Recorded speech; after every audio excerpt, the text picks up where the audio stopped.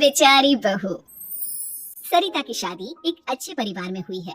उसका पति रोहन उसे बहुत प्यार करता है। घर में उसकी सास शांति और ननद मीनाक्षी भी है, जो सरिता के किसी काम में दखल अंदाजी नहीं करती। लेकिन फिर भी सरिता को ऐसा लगता है कि दुनिया की सबसे ज्यादा बेचारी बहू वही है और सबसे ज्यादा अत्याचार उसी पर हो रहा है। माँ जी, ये लीजिए आपकी चाय। अरे बहू, तूने इतनी ज्यादा चीनी क्यों डाल दी चाय में? हाय हाय माँ जी, मैंने तो उतनी ही मीठी बनाई है जितनी मीठी आपको पसंद है। माँ जी, आपको तो मेरे हाथ की चाय अच्छी ही नहीं लगती। जब देखो कुछ न कुछ कमी निकाल ही देती हो। अरे बहू, तू एक बात के पीछे ही पड़ जाती है। मैंने ऐसा कब कहा कि तू रोज चाय खराब बनाती है? सरिता अपने कमरे में चली जाती है और फोन उठाकर अपनी माँ से बात करती है। हेलो माँ, कैसी हो आप? क्या कर रही हो? मैं तो ठीक हूँ, पर तू बता तेरा मूड कैसा है? तेरी आवाज से लग रहा है कि कुछ तो हुआ है तेरे ससुराल में। अरे क्या बताऊँ माँ, यहाँ तो हर समय मेरे साथ बहुत बुरा व्यवहार होता है। मैंने अपनी सास के लिए इतनी अच्छी चाय बनाई, लेकिन मेरी सास चाय पीते ही मुझे 4 बातें सुना दी। बेटी, तू इतनी छोटी छोटी बातों पर ध्यान ही क्यों देती हो? तुम्हारी सास ने कुछ बोल भी दिया तो क्या हो गया, वो बड़ी है ना तुझसे। माँ ने इतना समझाया, लेकिन इस बात का सरिता पर कोई असर नहीं हुआ। अपनी बेचारी बहू की छवि वो बदलना ही नहीं चाहती।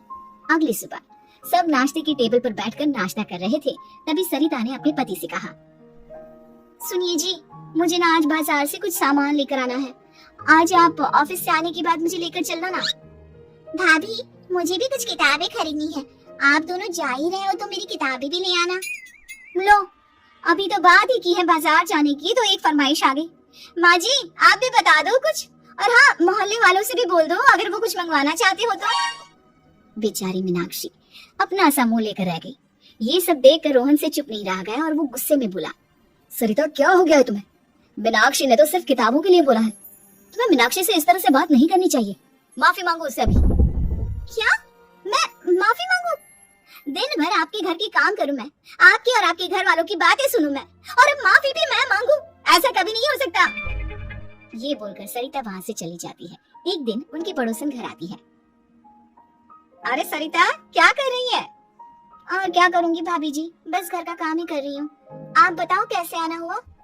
अरे मैं तो तुम्हारा हालचाल पूछने आई थी, लेकिन तुम तो बिजी लग रही हो। कोई बात नहीं, मैं बाद में आ जाऊंगी। और क्या करूँ भाभी जी, जब से शादी होकर आई हूँ ना, बस काम ही कर रही हूँ। और इस घर में ना कोई मेरी कदर नहीं करता। पति है जो बस घर से ऑफिस, ऑफिस से घर। ननद को तो कॉलेज से फुर्सत नहीं। बची सास तो उनका सारा समय मेरी गलतियाँ निकालने में लग जाता है। अरे ये क्या कह रही हो सरिता? तुम्हारी सास तो पूरे मोहल्ले में तुम्हारी तारीफ करती फिरती है कि तुम बहुत अच्छी हो, पूरा घर तुम्ही ने संभाल रखा है। हाँ तो क्या हुआ, इसमें गलत क्या कहती है? सच्ची तो कहती है। मेरी मर्जी के बिना इस घर का पत्ता भी नहीं हिलता। शाम को जब रोहन घर आया तो उसने सबसे कहा, कल हम सबको मौसी जी के घर जाना है, उनकी बेटी की शादी है। सब अपनी अपनी पैकिंग कर लो, सुबह होते ही निकल जाएंगे। और सरिता, तुम कान खोलकर सुन लो, वहाँ जाकर किसी की बुराई भलाई शुरू मत कर देना, नहीं तो मुझसे बुरा कोई नहीं होगा। हाय हाय जी, आप तो ऐसे कह रहे हो जैसे मैं सुबह शाम सबकी बुराई करती फिरती हूँ। आज तक कोई कह नहीं सकता कि मैंने किसी के पीठ पीछे किसी के बारे में कोई बुरी बात बोली हो तो। अरे बस बहू, बात को और ज्यादा आगे मत बढ़ा। हमें सब पता है तो हमारे साथ क्या व्यवहार करती है। ये बात घर तक रखना, शादी में किसी को कुछ मत बोलना, नहीं तो सब कहेंगे कि शांति की बहू कितना बोलती है।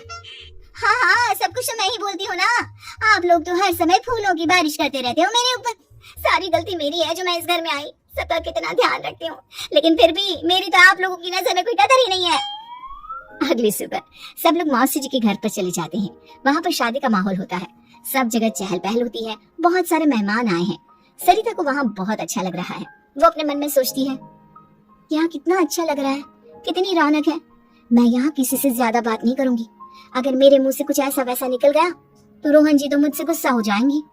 सरिता ये सब सोच ही रही थी कि वहाँ रोहन की कजिन साक्षी आ गई और सरिता से बोली, आप सरिता भाभी हो ना? जितना आपके बारे में सुना था, आप तो उससे भी ज्यादा सुंदर हो। हाँ वो तो है, मेरी सुंदरता की तारीफ सब करते हैं।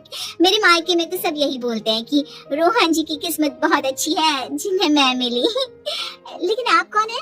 मैंने आपको पहचाना नहीं। मैं रोहन भैया की कजिन हूँ। आपकी शादी पर नहीं आ पाई थी ना, इसलिए आप मुझसे मिली नहीं कभी। शांति मौसी और मीनाक्षी आपकी बहुत तारीफ करते हैं। क्या कहा तुमने? मेरी तारीफ? कभी नहीं। मेरे ससुराल वाले कभी मेरी तारीफ कर ही नहीं सकते।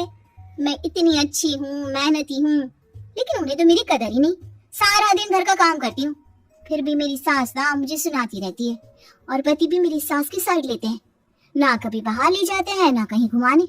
अगर घुमाने के लिए कभी बोल भी देना तो उनकी बहन बीच में आ जाती है। मैं कैसे रह रही हूँ उस घर में, ये मैं ही जानती हूँ। सरिता की ये बातें सुनकर साक्षी को बड़ी हैरानी हुई। अब वो हर किसी के सामने अपनी बढ़ाई और ससुराल वालों की बुराई करने लगी। रोहन और शांति को सरिता पर बहुत गुस्सा आया, लेकिन वो चुप रहे। अगले दिन जब वो अपने घर पर आए, सरिता, तुमने क्यों सबके सामने मेरी इज्जत का तमाशा बनाया? तुमसे बोला था ना कि चुप रहना। अजी ऐसा भी क्या कह दिया मैंने जो इतना भड़क रहे हो?